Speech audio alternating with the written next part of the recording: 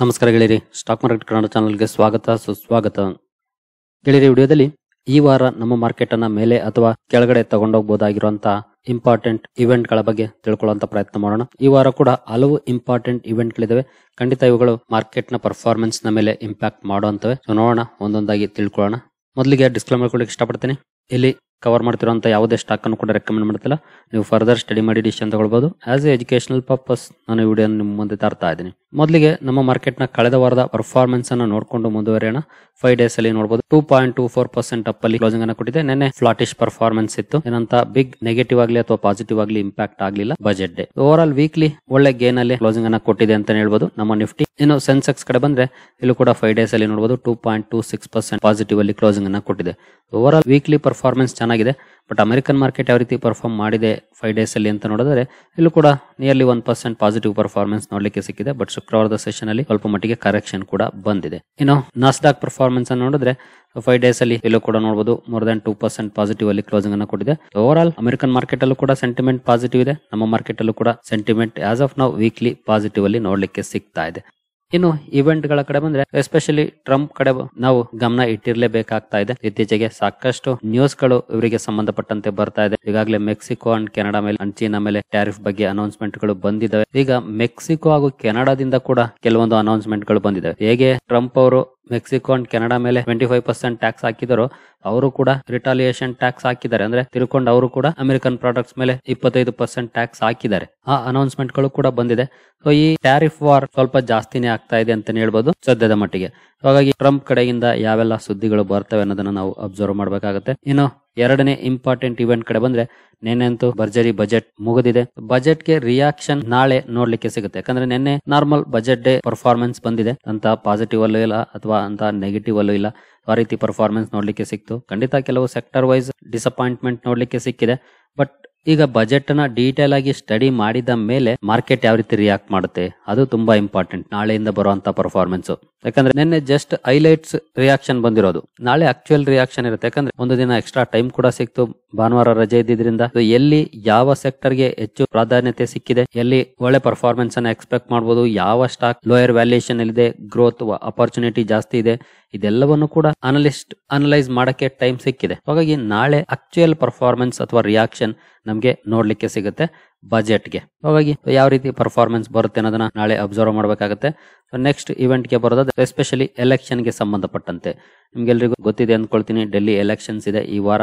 February 5ನೇ ತಾರೀಕು ಅಂದ್ರೆ ಬುಧವಾರ ಬರುತ್ತೆ. ಬುಧವಾರ ಎಲೆಕ್ಷನ್ಸ್ ಇರುತ್ತೆ. ನಂತರ ಬುಧವಾರ ಮಾರ್ಕೆಟ್ ಕ್ಲೋಸ್ ಆದ್ಮೇಲೆ ಎಕ್ಸಿಟ್ ಪೋಲ್ ಗಳು ರಿಲೀಸ್ ಆಗುತ್ತೆ. ಹಾಗಾಗಿ 6ನೇ ತಾರೀಕು ಮಾರ್ಕೆಟ್ ಮೇಲೆ ಇಂಪ್ಯಾಕ್ಟ್ ಅನ್ನ ಮಾಡುವಂತ ಚಾನ್ಸಸ್ ಇರುತ್ತೆ ಎಕ್ಸಿಟ್ ಪೋಲ್ಸ್. ಅದರಲ್ಲಿ ತುಂಬಾ ದೊಡ್ಡ ಇಂಪ್ಯಾಕ್ಟ್ ಕಾಣದೇ ಇರಬಹುದು. ಯಾಕಂದ್ರೆ ಮಹಾರಾಷ್ಟ್ರ ಎಲೆಕ್ಷನ್ ಆದಾಗ ಬಂದಂತ ರಿಯಾಕ್ಷನ್ ಬರದೇ ಇರಬಹುದು. ಬಟ್ ಚಾನ್ಸಸ್ ಅಂತೂ ಹೇಳಕ್ ಆಗೋದಿಲ್ಲ. ಯಾಕಂದ್ರೆ ಡೆಲ್ಲಿ ಎಲೆಕ್ಷನ್ ಒಂದು ಇಂಪಾರ್ಟೆಂಟ್ ಯೂನಿಯನ್ ಟೆರಿಟರಿ. ಅದರಲ್ಲೂ 10 ವರ್ಷದಿಂದ ಯಾವುದೇ ನ್ಯಾಷನಲ್ ಪಾರ್ಟಿ ಅಧಿಕಾರದಲ್ಲಿಲ್ಲ. ಆಮ್ ಆದ್ಮಿ ಪಾರ್ಟಿ ಅಧಿಕಾರದಲ್ಲಿದೆ. ಕಾಂಗ್ರೆಸ್ ಆಗ್ಲಿ ಅಥವಾ ಬಿಜೆಪಿ ಆಗ್ಲಿ ಅಲ್ಲಿ ಅಧಿಕಾರದಲ್ಲಿ ಇಲ್ಲ. ಹಾಗಾಗಿ ಯಾವ ರೀತಿ ಇರುತ್ತೆ ರಿಸಲ್ಟ್ ಖಂಡಿತ ಒಂದಷ್ಟು ಇಂಪ್ಯಾಕ್ಟ್ ಮಾಡುವಂತ ಚಾನ್ಸಸ್ ಇರುತ್ತೆ 6ನೇ ತಾರೀಕು ಎಸ್ಪೆಷಲಿ ಎಕ್ಸಿಟ್ ಪೋಲ್ಗೆ. ಹಾಗಾಗಿ ಈ ಕಡೆ ಕೂಡ ನೀವು ಗಮನ ಇಡಬಹುದಾಗಿರುತ್ತೆ ಈ ವಾರ. ನಂತರ ಇನ್ನೊಂದು ಇಂಪಾರ್ಟೆಂಟ್ ಅಪ್ಡೇಟ್ ಕಡೆ ಬಂದ್ರೆ RBI MPC monetary policy committee meeting ಇರುತ್ತೆ. 5ನೇ ತಾರೀಕು ಶುರುವಾಗುತ್ತೆ, 7ನೇ ತಾರೀಕು ಮುಗಿಯುತ್ತೆ. ಅಂದ್ರೆ ಶುಕ್ರವಾರ ಇದರ ಔಟ್ಕಮ್ ಬರುತ್ತೆ. ಶುಕ್ರವಾರ ಮಾರ್ನಿಂಗ್ 10:30-11 ಗಂಟೆ ಸುಮಾರಿಗೆ ಔಟ್ಕಮ್ ಬರುತ್ತೆ. ಅದರಲ್ಲೂ ಇಂಪಾರ್ಟೆಂಟ್ ಆಗಿ ಮೊದಲ RBI MPC ಅಂತಾನೆ ಹೇಳ್ಬೋದು. RBI ಗವರ್ನರ್ ಬದಲಾದ್ಮೇಲೆ ಶಕ್ತಿಕಾಂತ ದಾಸ್ ಅವರನ್ನ ರಿಪ್ಲೇಸ್ ಮಾಡಿ ಸಂಜಯ್ ಮಲ್ಹೋತ್ರಾ ಅವರನ್ನ ಸರ್ಕಾರ ಅಪಾಯಿಂಟ್ ಮಾಡಿದೆ. ಇವರ ಮೊದಲ ಮೀಟಿಂಗ್ ಆಗಿರುತ್ತೆ ಸಂಜಯ್ ಮಲ್ಹೋತ್ರಾ ಅವರು. ಅದರಲ್ಲಿ ಯಾವ ರೀತಿಯ ನಿರ್ಧಾರಗಳನ್ನ ತಗೊಳ್ತಾರೆ. ಸಂಜಯ್ ಮಲ್ಹೋತ್ರಾ ಅವರು ಒಬ್ಬರೇ ಏಕಾಂಗಿಯಾಗಿ ನಿರ್ಧಾರಗಳನ್ನ ತಗೊಳ್ಳೋದಿಲ್ಲ. ಮೀಟಿಂಗ್ ಅಲ್ಲಿ ಮೆಜಾರಿಟಿ ಮೇಲೆ ಮೆಂಬರ್ಸ್ ಏನ್ ಹೇಳ್ತಾರೆ ಅದ್ರ ಮೇಲೆ ಡಿಸಿಷನ್ ಬರೋದು. ಬಟ್ ಹಲವು ಎಕ್ಸ್ಪೆಕ್ಟೇಷನ್ಸ್ ಇದೆ. ಎಸ್ಪೆಷಲಿ ಫ್ಯೂಚರ್ಸ್ ಪೋಲ್ ಸಜೆಸ್ಟ್ ಮಾಡ್ತಾ ಇದೆ 25 ಬೇಸಿಸ್ ಪಾಯಿಂಟ್ಸ್ ರೇಟ್ ಕಟ್ ಆಗ್ಬೋದು ಅಂತ. ನೀವು ಇಲ್ಲಿ ನೋಡಬಹುದು. ರೇಟ್ ಕಟ್ ಆಗುತ್ತೋ ಬಿಡುತ್ತೋ ಅಫಿಷಿಯಲ್ ಆಗಿ ನಮಗೆ 7ನೇ ತಾರೀಕು ಗೊತ್ತಾಗುತ್ತೆ. ಆದ್ರೆ ಎಕ್ಸ್ಪೆಕ್ಟೇಷನ್ 25 ಬೇಸಿಸ್ ಪಾಯಿಂಟ್ ಆಗ್ಬೋದು ಅನ್ನೋಂತ ಮಾತುಗಳು ಕೇಳಿ ಬರ್ತಾ ಇದೆ. ಯಾಕಂದ್ರೆ ರೀಸೆಂಟ್ ಆಗಿ ಲಿಕ್ವಿಡಿಟಿ ಪ್ರೊವೈಡ್ ಮಾಡುವಂತ ಕೆಲವು ನಿರ್ಧಾರಗಳನ್ನು ಕೂಡ RBI ತಗೊಂಡಿತ್ತು. ಸೊ ಆ ನಿರ್ಧಾರಗಳು ಬಂದ ಮೇಲೆ ರೇಟ್ಸ್ ಅಲ್ಲೂ ಕೂಡ ಕಟ್ ಆಗ್ಬೋದು ಅನ್ನೋಂತ ಎಕ್ಸ್ಪೆಕ್ಟೇಷನ್ಸ್ ಜಾಸ್ತಿ ಆಗ್ತಾ ಇದೆ. ಹಾಗಾಗಿ ಆ ಕಡೆ ಕೂಡ ನಾವು ಗಮನ ಇಡಬೇಕಾಗುತ್ತೆ. ಜೊತೆಗೆ ಎಸ್ಪೆಷಲಿ ಗ್ರೋತ್ ಬಗ್ಗೆ ಹಾಗೂ ಇನ್ಫ್ಲೇಷನ್ ಬಗ್ಗೆ ಯಾವ ರೀತಿಯ ಎಕ್ಸ್ಪೆಕ್ಟೇಷನ್ ಅನ್ನ RBI ಅನೌನ್ಸ್ ಮಾಡುತ್ತೆ ಅದು ಕೂಡ ತುಂಬಾ ಇಂಪಾರ್ಟೆಂಟ್ ಆಗುತ್ತೆ. ಹಾಗಾಗಿ ತುಂಬಾನೇ ಇಂಪಾರ್ಟೆಂಟ್ ಮೀಟಿಂಗ್ ಅಂತಾನೆ ಹೇಳ್ಬೋದು ಈ ವಾರ ಇರುವಂತದ್ದು. ಈ ಕಡೆ ಕೂಡ ಗಮನ ಇಡಬೇಕಾಗುತ್ತೆ ಎಸ್ಪೆಷಲಿ ಶುಕ್ರವಾರ. ಇನ್ನು FIS DIS ಆಕ್ಟಿವಿಟೀಸ್ ನಿನ್ನೆ ಮೊದಲನೇ ದಿನ 1327 ಕೋಟಿ ನೆಟ್ ಸೆಲ್ಲಿಂಗ್ ಅನ್ನ ಮಾಡಿದ್ದಾರೆ FIS. DIS 824 ಕೋಟಿ ನೆಟ್ ಬೈಯಿಂಗ್ ಅನ್ನ ಮಾಡಿದ್ದಾರೆ. ಇವರಿಂದ ಕಂಟಿನ್ಯೂ ಆಗಿದೆ ಈ ತಿಂಗಳು ಕೂಡ ನೆಟ್ ಸೆಲ್ಲಿಂಗ್. ಕಳೆದ ತಿಂಗಳು ಅಂದ್ರೆ ಜನವರಿಯಲ್ಲಿ ನೋಡಬಹುದು 87,374 ಕೋಟಿ ನೆಟ್ ಸೆಲ್ಲಿಂಗ್ ಅನ್ನ ಮಾಡಿದ್ದಾರೆ FIIs. At the same time DIS ಅದೇ ಪ್ರಮಾಣದಲ್ಲಿ ಬೈಯಿಂಗ್ ಅನ್ನ ಕೂಡ ಮಾಡಿದ್ದಾರೆ. ಬಟ್ ಸ್ಟಿಲ್ ಇವರ ಕಡೆಗಿಂದ ಇನ್ಫ್ಲೋ ಬರೋದು ಕೂಡ ತುಂಬಾ ಇಂಪಾರ್ಟೆಂಟ್ ಆಗುತ್ತೆ ಮಾರ್ಕೆಟ್ಗೆ. ಎಸ್ಪೆಷಲಿ ಇಂತಹ ಸಂದರ್ಭದಲ್ಲಿ ಮಾರ್ಕೆಟ್ ಸ್ಟ್ರಾಂಗ್ ಕಮ್ ಬ್ಯಾಕ್ ಮಾಡಬೇಕು ಅಂತಂದ್ರೆ FIIs ಇನ್ಫ್ಲೋ ಕೂಡ ತುಂಬಾನೇ ಇಂಪಾರ್ಟೆಂಟ್ ಆಗುತ್ತೆ. ನೋಡೋಣ ಯಾವ ರೀತಿ ಈ ವಾರ ಇವರ ರಿಯಾಕ್ಷನ್ ಇರುತ್ತೆ ಅಂತ. ಯಾಕಂದ್ರೆ ಎಸ್ಪೆಷಲಿ ಒಂದು ಇವೆಂಟ್ ಇತ್ತು, ಬಜೆಟ್ ನ ಔಟ್ಕಮ್ ಕೂಡ ಬಂದಿದೆ ಈಗ ಮಾರ್ಕೆಟ್ಗೆ, ಅದು ಕೂಡ ಸಿಕ್ಕಿದೆ.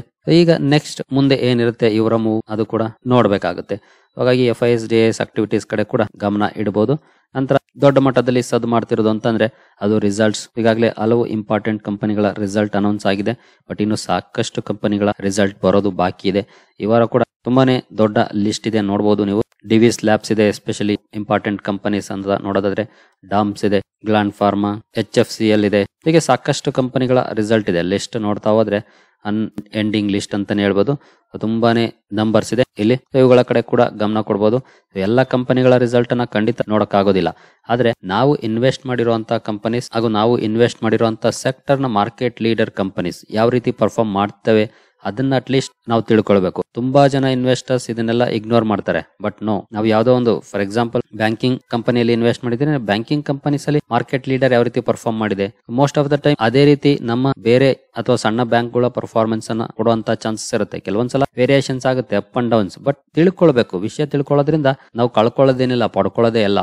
ಹಾಗಾಗಿ ವಿಷಯಗಳನ್ನ ತಿಳ್ಕೊಳ್ಬೇಕು. ಯಾವುದೇ ಕಾರಣಕ್ಕೂ ಅದನ್ನ ಮಿಸ್ ಮಾಡದೆ. ಹಾಗಾಗಿ ಕಂಪನೀಸ್ ಅನ್ನ ಅಬ್ಸರ್ವ್ ಮಾಡಬಹುದು ಯಾವೆಲ್ಲ ಕಂಪನಿಗಳ ರಿಸಲ್ಟ್ ಇದೆ ಅಂತ. ಇನ್ನು ಕ್ರೂಡ್ ಕಡೆ ಬಂದ್ರೆ ನೋಡಬಹುದು 75.67 ರೇಂಜ್ ಅಲ್ಲಿ ಟ್ರೇಡ್ ಆಗ್ತಿದೆ. ಅಪ್ ಟು 80 ವರೆಗೂ ಕೂಡ ಹೋಗಿತ್ತು. ಅನಂತರ 75-76 ರೇಂಜ್ ಅಲ್ಲಿ ಸೆಟ್ಲ್ ಆಗಿದೆ. ಖಂಡಿತ ಒಳ್ಳೆ ಪಾಯಿಂಟ್ ಅಂತಾನೆ ಹೇಳ್ಬೋದು ಆಸ್ ಆಫ್ ನೌ. ಜೊತೆಗೆ ನಮಗೆ ಇನ್ನೊಂದು ಇಂಪಾರ್ಟೆಂಟ್ ಪ್ರೆಷರ್ ಅಂದ್ರೆ ಅದು ಡಾಲರ್ ಟು INR. ಇಲ್ಲೂ ಕೂಡ ರುಪಿ ವೀಕ್ ಆಗ್ತಾನೆ ಹೋಗ್ತಾ ಇತ್ತು. ಹಾಗೆ ಕ್ರೂಡ್ ಅಲ್ಲಿ ರ್ಯಾಲಿ ಕಂಡು ಬಂದ್ರೆ ಎರಡು ಕೂಡ ಅಡ್ವರ್ಸ್ ಇಂಪ್ಯಾಕ್ಟ್ ಅನ್ನ ಮಾಡುವಂತವು.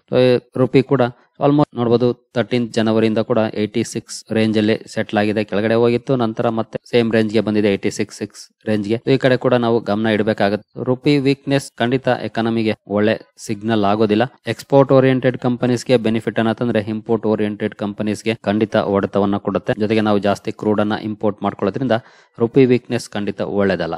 ಅದಕ್ಕಾಗಿನೇ ನಾವು FIIs ಕಮ್ ಬ್ಯಾಕ್ ಅನ್ನು ಕೂಡ ಎಕ್ಸ್ಪೆಕ್ಟ್ ಮಾಡಬೇಕು. ಯಾಕಂದ್ರೆ FIIs ಕೂಡ ಕಂಟಿನ್ಯೂ ಸೆಲ್ ಮಾಡ್ತಾ ಇದ್ರೆ ಅವರು ಔಟ್ ಫ್ಲೋ ಹೋಗ್ಬೇಕು ಅಂದ್ರೆ ಡಾಲರ್ಸ್ ಅಲ್ಲೇ ಹೋಗ್ಬೇಕು. ಡಾಲರ್ ಬೈ ಮಾಡ್ತಾರೆ, ರುಪಿ ವೀಕ್ ಆಗ್ತಾ ಇರುತ್ತೆ. ಅವ್ರು ಅಟ್ಲೀಸ್ಟ್ ಕಮ್ ಬ್ಯಾಕ್ ಶುರುವಾದ್ರೆ ಅದು ರುಪಿಗೂ ಕೂಡ ಒಳ್ಳೇದಾಗುತ್ತೆ. ಹಾಗಾಗಿ ನೋಡೋಣ ಯಾವ ರೀತಿ ಇರುತ್ತೆ ಅಂತ.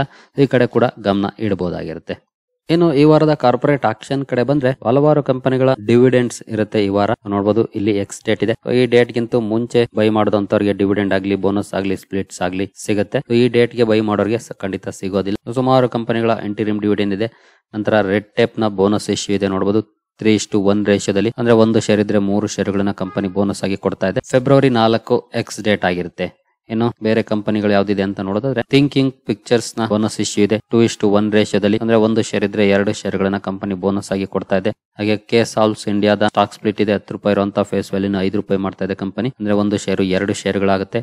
ಮಿನೋಲ್ಟಾ ಫೈನಾನ್ಸ್ ನ ಸ್ಟಾಕ್ ಸ್ಪ್ಲಿಟ್ ಇದೆ. 10 ರೂಪಾಯಿ ಇರುವಂತಹ ಫೇಸ್ ವ್ಯಾಲ್ಯೂನ 1 ರೂಪಾಯಿ ಮಾಡ್ತಾ ಇದೆ. 1 ಶೇರು 10 ಶೇರುಗಳಾಗುತ್ತೆ. ಫೆಬ್ರವರಿ 6 ಎಕ್ಸ್ ಡೇಟ್ ಆಗಿರುತ್ತೆ. ಇನ್ನು AGI ಇನ್ಫ್ರಾ ಕೂಡ ಸ್ಟಾಕ್ ಸ್ಪ್ಲಿಟ್ ಇದೆ. ನೋಡಬಹುದು ಅದು ಕೂಡ 10 ರೂಪಾಯಿ ಇರುವಂತಹ ಫೇಸ್ ವ್ಯಾಲ್ಯೂನ 5 ರೂಪಾಯಿ ಮಾಡ್ತಾ ಇದೆ. ಇದು ಕೂಡ 1:2 ರೇಷಿಯೋದಲ್ಲಿ ಸ್ಟಾಕ್ ಸ್ಪ್ಲಿಟ್ ಆಗುತ್ತೆ.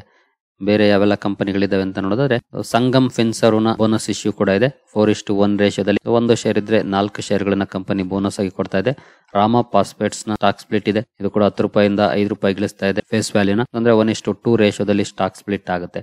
ಇವೆಲ್ಲ ಕಂಪನಿಗಳು ಬೋನಸ್ ಹಾಗೂ ಸ್ಟಾಕ್ ಸ್ಪ್ಲಿಟ್ ಇದೆ. ಇನ್ನು ಮೆಜಾರಿಟಿ ಕಂಪನೀಸ್ ಇಂಟಿರಿಮ್ ಡಿವಿಡೆಂಡ್ ನ ಕಾರಣಕ್ಕೆ ಸುದ್ದಿಲಿರುತ್ತವೆ. ಇವುಗಳನ್ನು ಕೂಡ ಅಬ್ಸರ್ವ್ ಮಾಡಬಹುದು ಡ್ಯೂರಿಂಗ್ ಕಾರ್ಪೊರೇಟ್ ಆಕ್ಷನ್. ಸ್ಟಾಕ್ ಗಳಲ್ಲಿ ಯಾವ ರೀತಿ ರಿಯಾಕ್ಷನ್ ಬರುತ್ತೆ ಅಂತ. ಸರಿ ಗೆಳೆಯರೆ, ಈ ಎಲ್ಲ ಅಪ್ಡೇಟ್ಸ್ ನಿಮ್ಗೆ ಇಷ್ಟ ಆಗಿದೆ ಅಂದ್ಕೊಳ್ತೀನಿ. ಮುಂದಿನ ವಿಡಿಯೋದಲ್ಲಿ ಸಿಗೋಣ. ಅಲ್ಲಿವರೆಗೂ ಜೈ ಹಿಂದ್, ಜೈ ಕರ್ನಾಟಕ.